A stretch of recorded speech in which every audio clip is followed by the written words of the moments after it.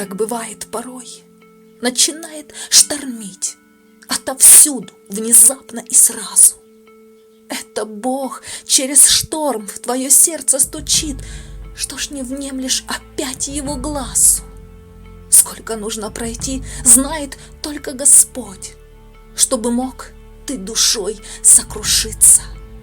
И подводит вдобавок уставшая плоть, чтоб не смог на нее положиться. Так бывает порой. Начинает штормить, ветер бьет твою лодку о скалы.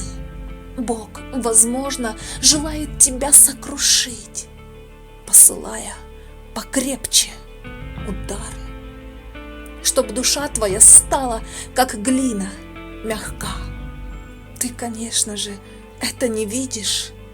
Допускает страдания Божья рука, потому что Он звал, ты не слышишь. Ему больно с тобой, и с тобой Он скорбит. Не жестокий, Он Бог справедливый.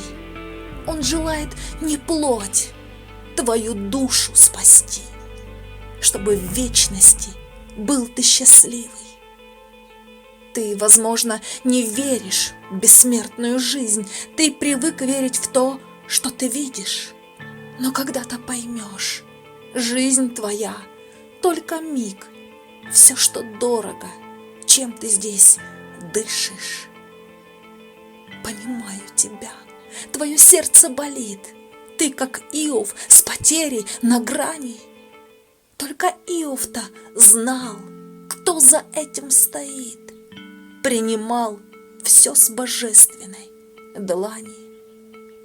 Я молюсь о тебе. Я хочу одного, чтобы сердце смирилось пред Богом, чтоб доверил Ему ты бессилие свое, неизвестность грядущей дороги. Жизнь и смерть предлагает сегодня Господь, вечность славную всем открывая. В посещение день не отвергни его, свое сердце пред Ним отверзая.